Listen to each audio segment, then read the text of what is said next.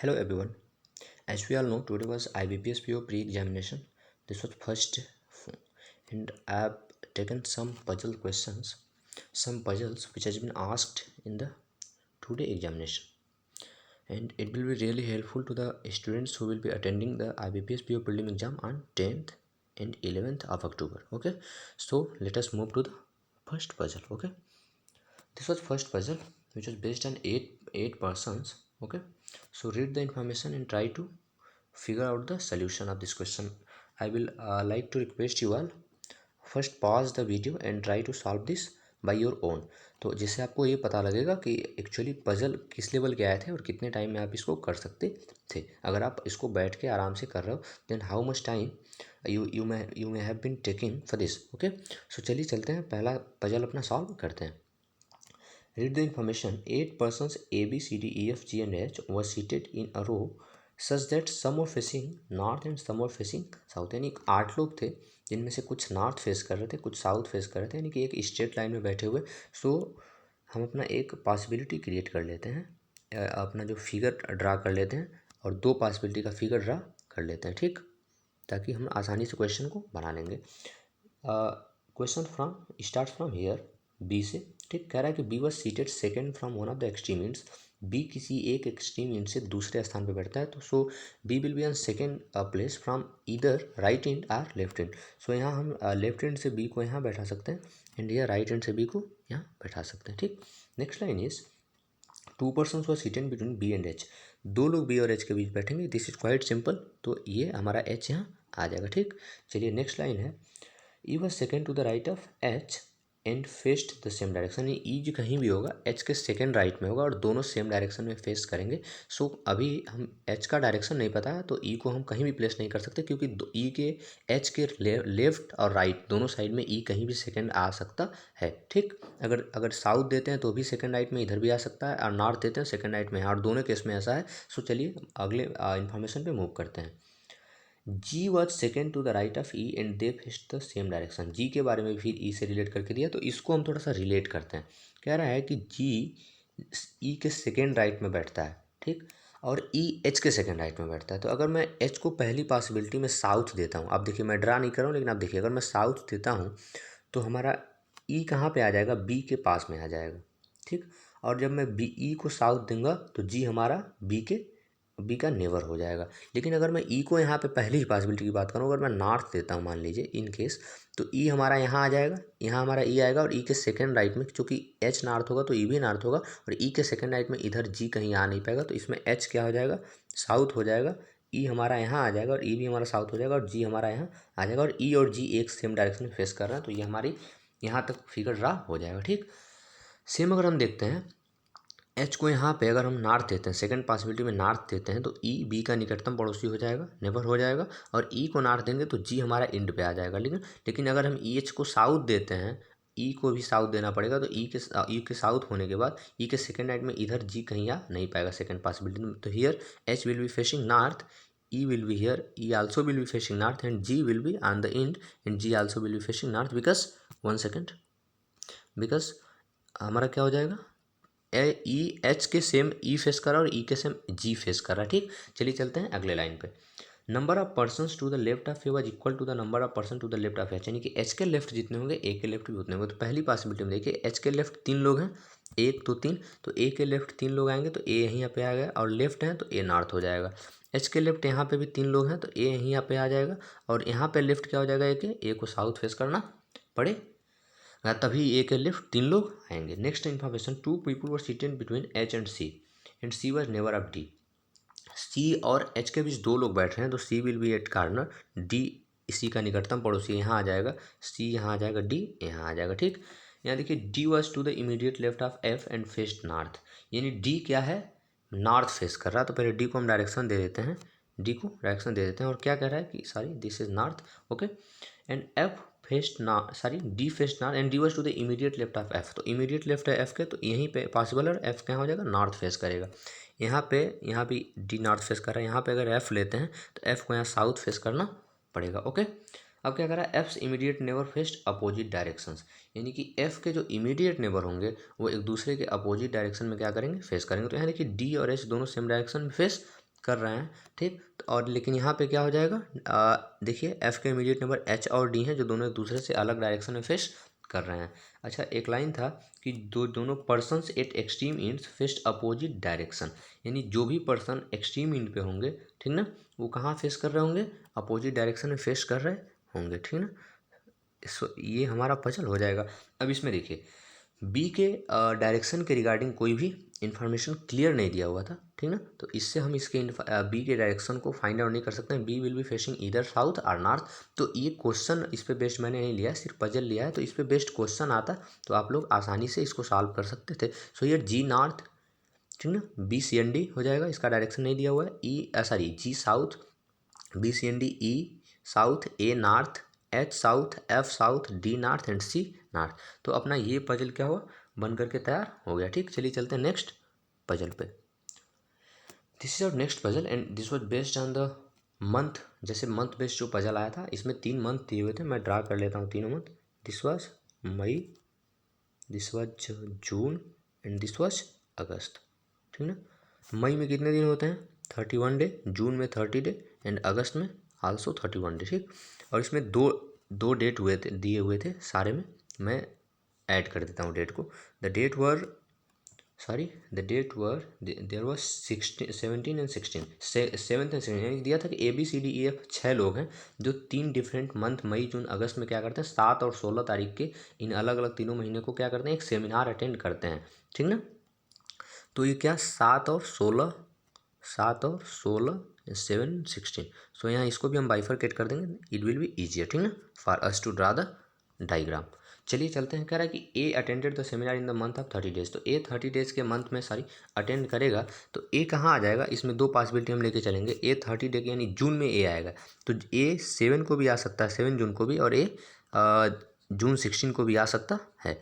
ए और बी के बीच क्या कह रहा है कि ए बी के बीच 2 लोग हैं वो attended seminar before F, A and B, 2 persons were attended seminars between A and B. तो ए और ये पहली पॉसिबिलिटी में ए के ऊपर जाना पॉसिबल नहीं है, तो ए और बी के बीच 2 लोग आ जाएंगे, बी आ जाएगा 16 अगस्त को।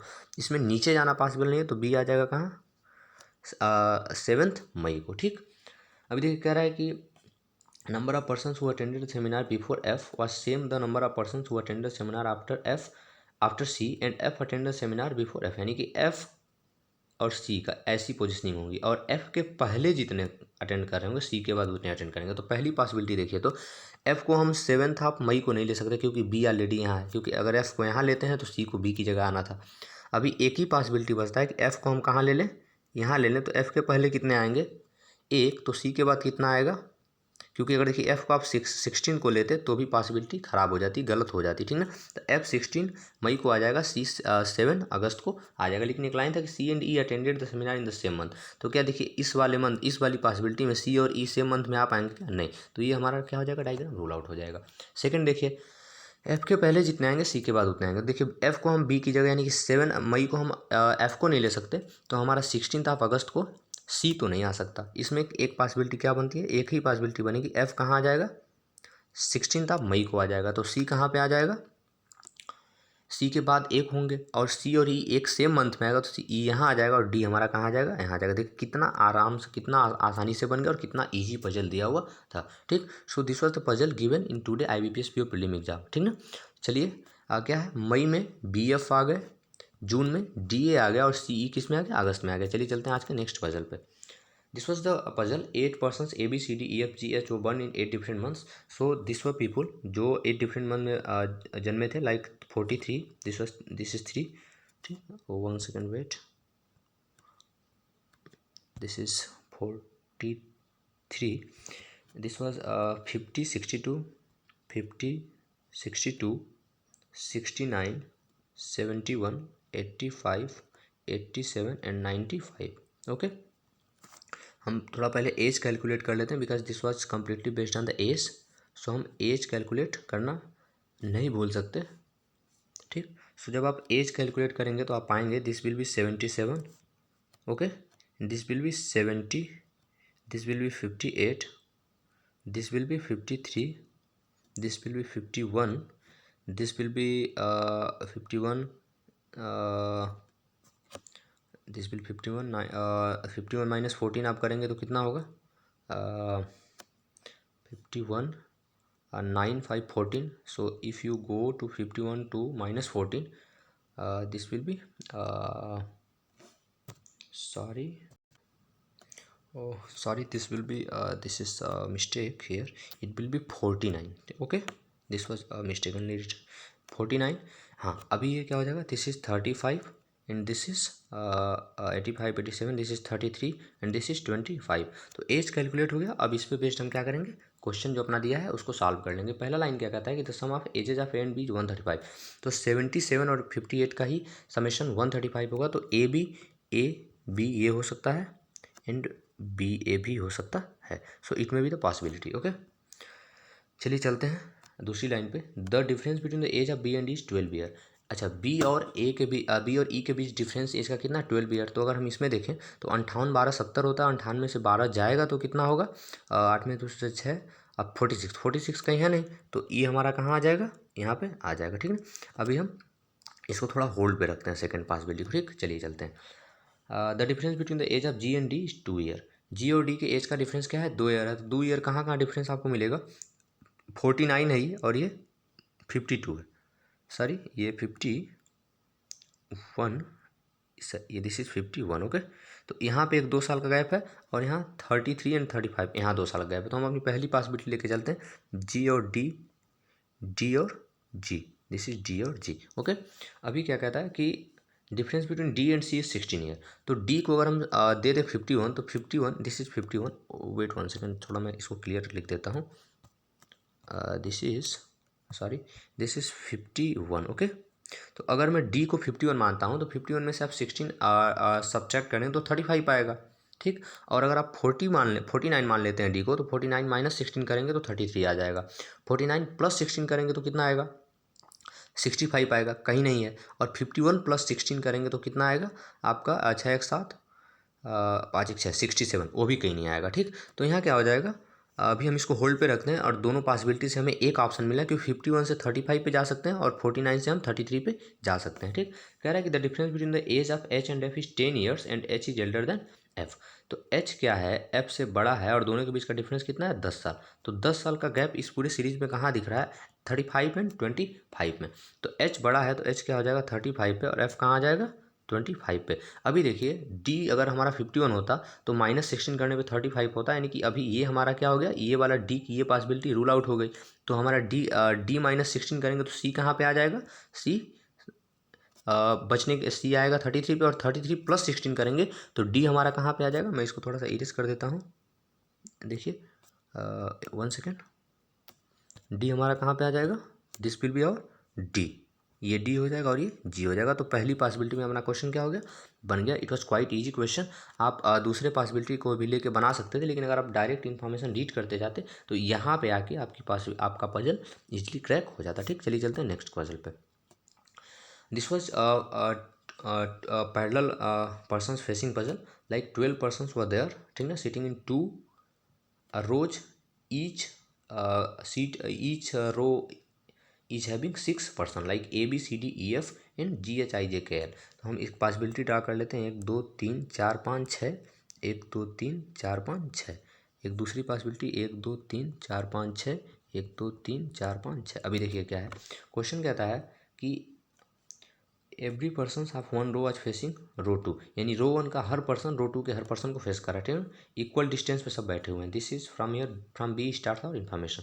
B was seated at one of the extreme end. तो बी या तो यहाँ हो जाएगा, बी या तो यहाँ हो जाएगा. ठीक, 2 person were sitting between B and the one who faced L, यानी एल को फेस करने वाला और बी एल जिसको फेस करा उसको और बी के बीच 2 लोग बनेंगे. तो एल 2 लोग हैं तो एल यहाँ आ जाएगा और ये 2 एल यहाँ आ जाएगा. ठीक, like L was second to the left of J, तो जे यहाँ आ जाएगा and J will be here. J faced C. J faced and C will be never be here in the first possibility and C will be here at the extreme end. L was third to the right of K. तो पहली possibility तो wrong होगी क्योंकि K के right में कहीं भी आप थर्ड को ले ही नहीं सकते. थर्ड लेफ्ट में हो सकता था K के राइट में, लेकिन सेकंड पॉसिबिलिटी में K के थर्ड राइट में L आ जाएगा. C was to the immediate left of E. C क्या है, E के इमीडिएट लेफ्ट में है, ये हमारा हो गया. L was third to the right of K. D faced G and was to the immediate right of A. क्या है, यानी D इमीडिएट राइट ए है और जी को फेस कर रहा है, ठीक। और आई फेस्ड एफ, और आई किसको फेस कर रहा है, एफ को फेस कर रहा है।